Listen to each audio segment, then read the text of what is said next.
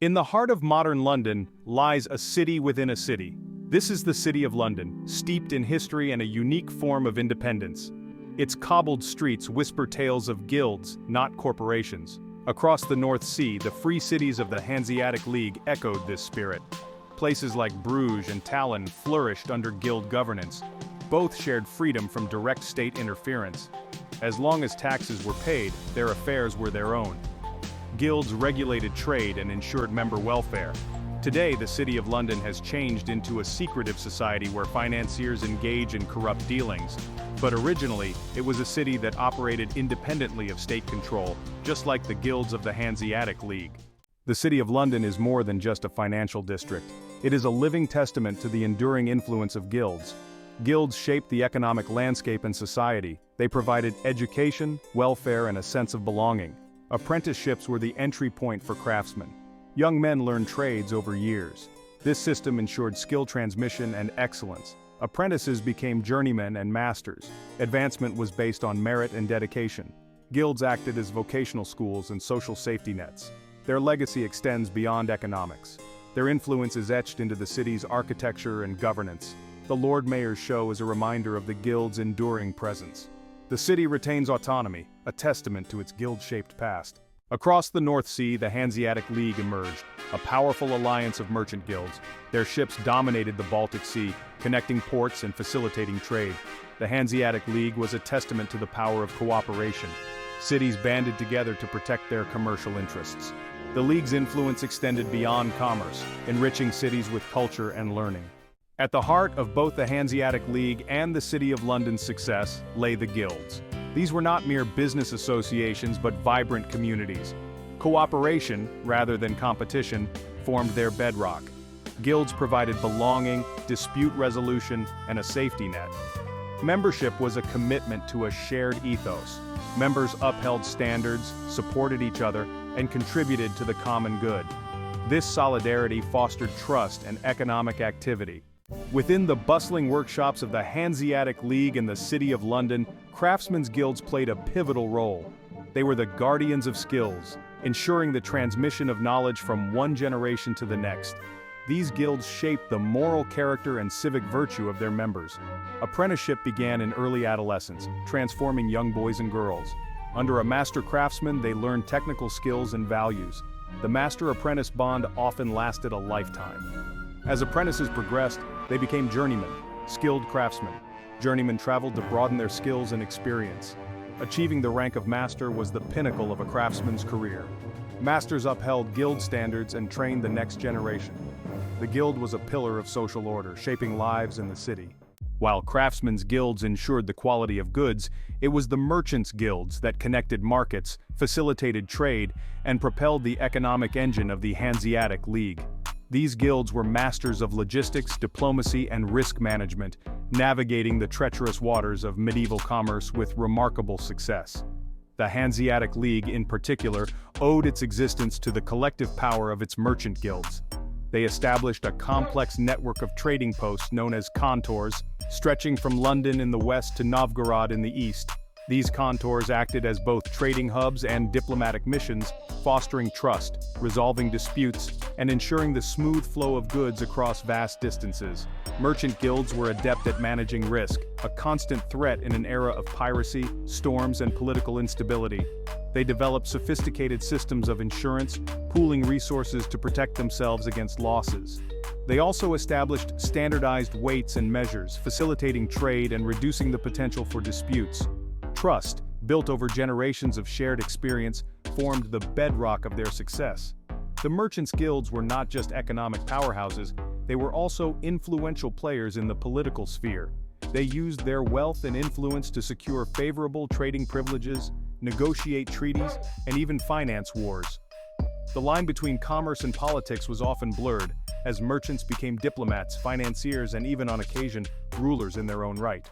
While distinct in their focus, the craftsmen's and merchants' guilds were not isolated entities. Their destinies were intertwined, their success dependent on a delicate dance of cooperation and mutual benefit. The craftsmen relied on the merchants to connect them to distant markets, while the merchants depended on the quality and craftsmanship of the goods they traded. This interdependence fostered a spirit of collaboration. Merchants often invested in workshops, providing capital for expansion or the purchase of new tools and materials. Craftsmen, in turn, tailored their production to meet the demands of the merchants, ensuring a steady supply of goods for trade. This symbiotic relationship fueled economic growth and ensured the prosperity of both guilds. The guilds understood that their fates were intertwined, that the success of one was dependent on the well-being of the other. They recognized that by working together, sharing information, and respecting each other's expertise, they could create a virtuous cycle of economic growth and social stability. This spirit of collaboration extended beyond the purely economic sphere. Craftsmen and merchants often found themselves working side by side in civic organizations, contributing to the governance of their cities, and participating in religious and social events. The economic systems of the Hanseatic League shared a common foundation, the guild. Built on cooperation, skill-based advancement, and community well-being, guilds contrasted with emerging capitalist systems. Guilds respected skill, craftsmanship, and the dignity of labor. Production was part of a cohesive social fabric, not just profit-driven. Guilds set standards, regulated prices, and ensured fair compensation. Competition was tempered by collective well-being. Apprenticeships instilled technical skills and craft ethos. Guilds provided a safety net, fostering solidarity and care. As the 17th century dawned, a new force began to challenge the established order of the guilds: speculation. This practice, fueled by the rise of stock markets and the allure of quick profits, stood in stark contrast to the guild's emphasis on tangible goods, skilled labor, and long-term stability. The emergence of speculative capitalism would have profound implications, gradually eroding the foundations of the guild system and ultimately reshaping the economic landscape of Europe. The roots of speculative capitalism can be traced to the burgeoning stock markets of Amsterdam and London. In the guild-based economies of the Hanseatic League, credit played a very different role. Guilds fostered systems of mutual aid and community support, ensuring access to resources without excessive borrowing. They established mechanisms for financial assistance, funded by member contributions as a form of social insurance. If a member needed a loan, the guild often acted as a lender, providing capital at reasonable rates. The emphasis was on prudence, sustainability, and the collective well-being of the guild community. Despite their many successes, the guilds were not without their critics. New economic forces and social tensions began to challenge the established order. The seeds of discontent would eventually contribute to the decline of these once powerful institutions. One source of tension arose from the very structure of the guild system. While apprenticeships ensured the transmission of skills, they also limited social mobility. Aspiring craftsmen were bound to a hierarchical system that could take years to ascend. This rigidity frustrated those who possessed the ambition to advance more rapidly. The rise of mercantilism also posed challenges to the guild's autonomy. They advocated for greater state control over trade, production, and labor, measures that often conflicted with the guild's traditional privileges. Furthermore, the guilds faced growing competition from rural producers. Merchants sought out cheaper sources of labor and materials, bypassing the guilds. This competition gradually eroded the guild's market share and undermined their ability to maintain their traditional standards. The decline of the guilds was fueled by a shift in values towards individual ambition and self-interest. Enlightenment thinkers championed individual rights, paving the way for capitalism. Thinkers like John Locke and Adam Smith argued for inherent rights and economic freedom. Adam Smith's The Wealth of Nations emphasized self-interest and minimal government intervention. These ideas resonated with the rising merchant class, challenging the guild's regulations. The guilds, once pillars of stability, were seen as obstacles to progress. Trickle-down economics suggested wealth would flow from the top down, enriching society. However, history shows a widening gap between the rich and the poor. The fruits of prosperity were not evenly distributed, wealth concentrated at the top, fueling social unrest.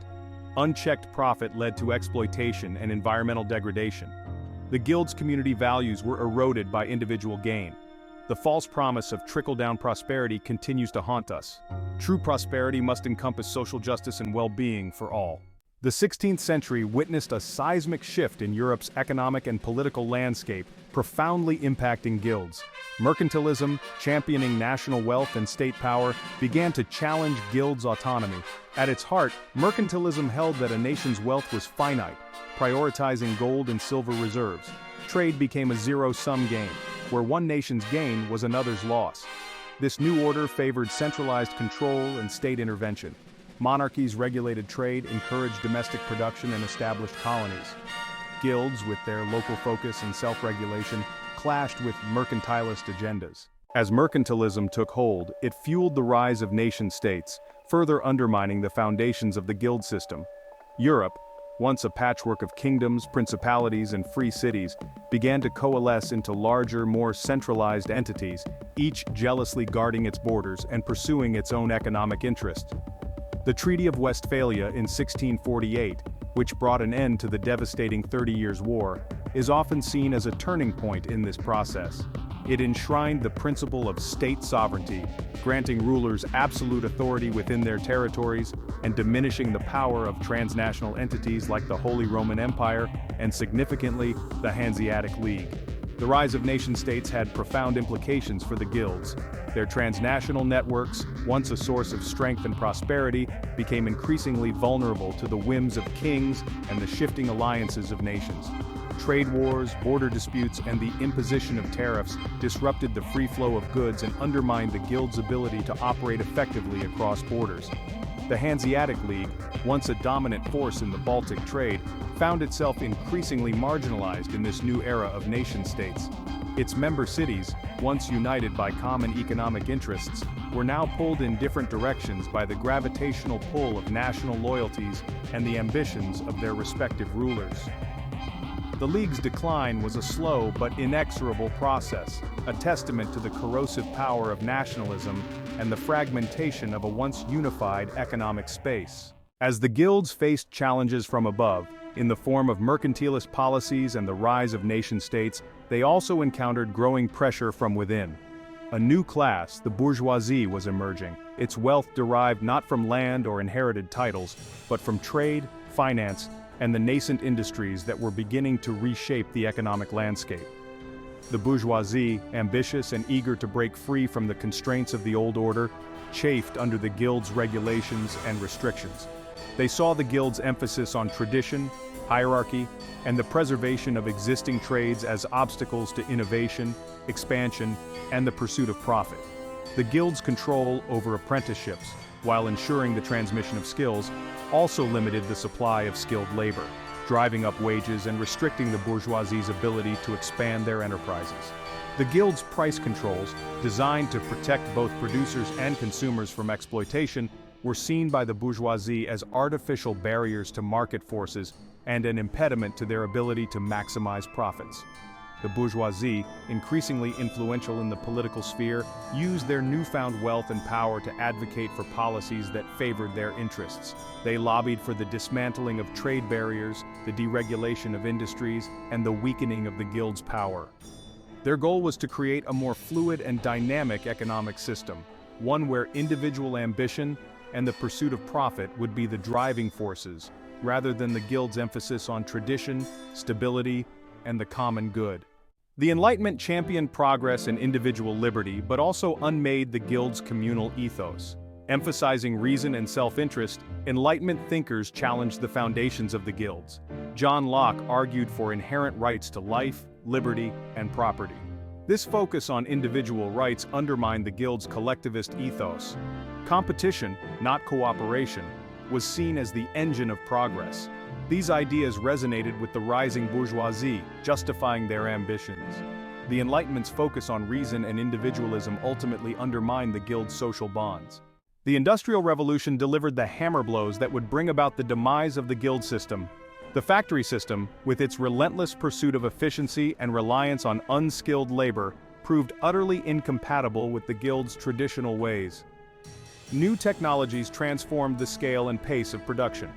The division of labor, popularized by Adam Smith, became the guiding principle of the factory system. Tasks were broken down into simple actions performed by unskilled workers. The guilds couldn't compete with low prices and mass-produced goods. The Industrial Revolution created new forms of social dislocation and inequality. Social tensions simmered for generations. The demise of the guilds was a testament to the transformative power of technological innovation. Despite their decline, guilds left an enduring legacy, influencing modern institutions, practices, and values. The modern trade union movement owes a debt to its medieval predecessors, echoing the Guild's efforts to protect members' interests. Professional organizations with codes of ethics and standards of practice also bear the imprint of the Guild tradition. The Guild's legacy lives on in the human desire for community, purpose, and belonging.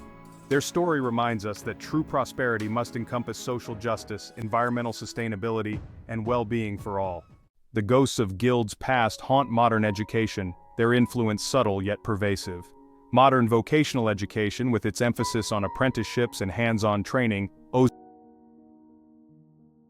of mentorship in academia echoes the master.